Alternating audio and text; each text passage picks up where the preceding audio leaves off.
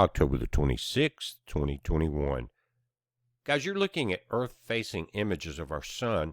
We have a sunspot in the southern hemisphere that's growing, becoming, has multiple magnetic sections of it, polarities. But in the top left, coming around, is one of the more active sunspots that I've seen in 10 or 12 years, simply because of the amount of explosions and how it's continuing.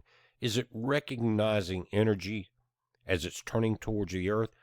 As we look at it from the same satellite in a different camera called the teal camera, it will see that we're starting to get some of the X-flare signatures, even though these are registering because we're on Earth as C and M class.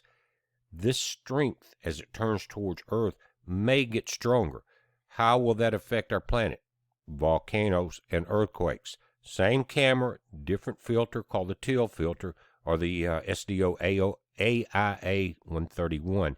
And it's like putting a welding mask on. As you weld, you can see what's going on. You can't hardly look at the sun without that. But again, top left, look at that. Multiple, almost X-flare signatures for you guys that have watched this a long time.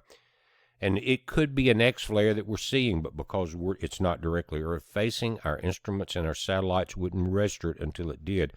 But in that bottom left, 287, you've got blue and red areas, multiple magnetic or different polarities involved there, and that's where you get your arcing for flares. And you can see them here again, SDO, HMI images. But in the top left, you now can see the very edge of the sunspot that's coming around, giving us that activity. I think it's important because we're dealing with a lot of volcanoes going off right. People will argue with that, guys. I can't help it. You just can't help certain things, what people are going to say. You can keep your head in the sand. It's kind of like flat Earth. Sorry, but that's the way it is, guys. Earth-facing images also from a different satellite. You could see the explosions. I've got this paused momentarily. We're looking at CERN, beam 1 on the left, beam 2. These beams are traveling in a 17-mile circle, and they have to collide to get the results. Notice they're not lined up right here. You got a cross section, vertical and horizontal. Beam 2 is slightly higher, and so you're not going to see the collision until the magnetization that's set up in sections around the 17-mile tunnel underground can control it. It's like you're controlling shots from two different directions, and with magnets they can do it. But as I release this, you're going to see it go to the next phase, and we're looking at it live, by the way, and you'll see that they do collide. Notice right here, the beam on the left is almost totally dissipated because of the way that it came up and almost matched the exact area where beam 2 is. You can still see the dissipation of the impact. What they're doing, they're still dealing with gigabytes in as far as the energy that's being created. They will, as they get Atlas cranked up, get into tera electron volts instead of giga electron volts. But again, you're seeing the dissipation here as it changes. It says 10, 27, 21 because we're dealing with different time zones. It is the 27th there on the Franco-Swiss border, and I think they're an hour ahead of the Canary Islands in La Palma. Still, the beams the beam 1 has not completely reconcentrated its energy from the impact that we just saw, and it's still close enough to start still seeing that disintegration. But they're still, right now at this point, they're playing with moderate energy. When they get Atlas, the largest section of the Hadron Collider, back in full play, then we'll start seeing more energy. We're already seeing effects on the magnetic shields, our magnetopoles, and that has everything to do with the energy that's transferred via these lines of force that come in the North Pole and out the South Pole. That's why your compass reads north and south. When that happens, the core of the Earth is heating. And we're going to see this volcanic activity. I've talked about it many times. You're looking at the beams live, trying to collide, trying to catch each other exactly in that point. But the volcanoes have always indicated grand solar minimum. Our shields are weak, and the ice cores show that during the moderate minimum and other great mini cooling eras of the planet, there was a lot of volcanic ash. It's showing in those ice cores. But again, we're dealing with medium power here. They do not have Atlas at the temperature they want it now, as far as that section of this 17-mile collider. But I think they're getting their energy levels up through a couple of the newer machines, and that is very well what we're seeing here. But they are starting to try to collide these particles. Here on, again, your October 27th, you're seeing a red and blue line. Those are beam 1 and beam 2, but the black line that you're seeing is the total energy from these two lines. And until that black line rises, you will not get into the tera-electron volts. But this is still enough power to affect your shields, because the magnetic field created by CERN is 100,000 times more powerful than the Earth's shield. Now notice that Atlas, both of the TOR and SOL, are red. They have to be green in order for Atlas to work.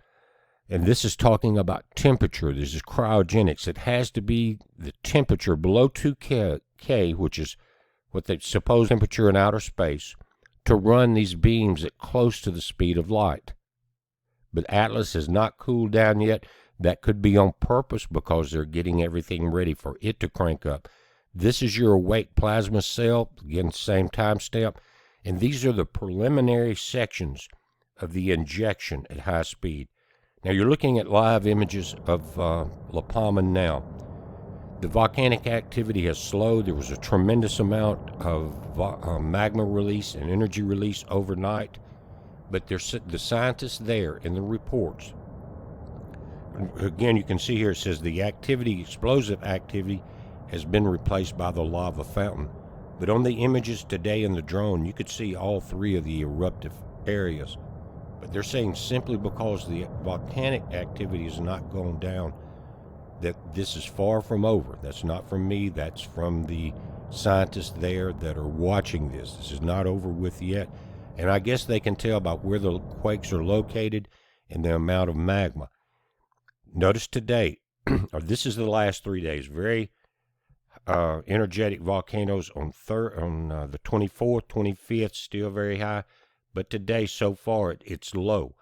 But again, I want to repeat. And Bushcraft Bear mentioned this as he was reading the report from the site, that the activity is far from over. Now we got 2 sunspots that are turning towards our planet. That's going to re-energize the core. And this is, again, I agree with the scientists. It's not over yet.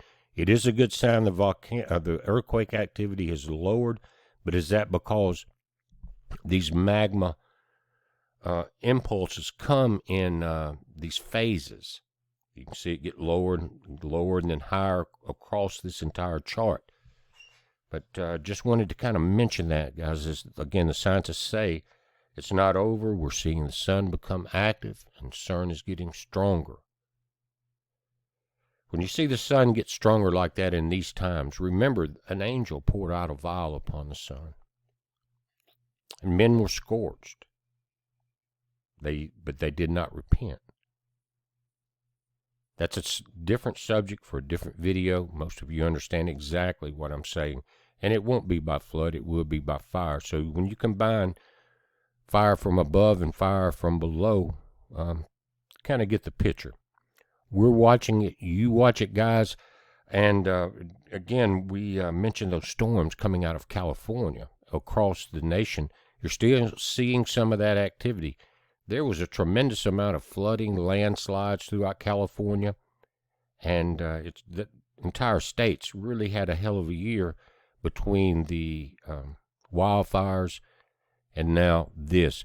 One thing about it, it put out that largest wildfire in California, and because of the rain and the snow, you may have some delay on the complete drought, like Lake Mead and some of the other lakes that between Vegas and California and over into Arizona. that have we've been warning about being out of water by early next year, to where they have to shut down everything, with millions of people from Phoenix, Vegas, and in that area that would be effective. So sometimes you get good with the bad. But we're in those times. We're in the end times. You can see that the takeover is in full play. And it goes back to the Garden of Eden. The seed of one entity destroying the seed of the other entity. Still going on today, but we know who wins. It's a heads up. Be safe.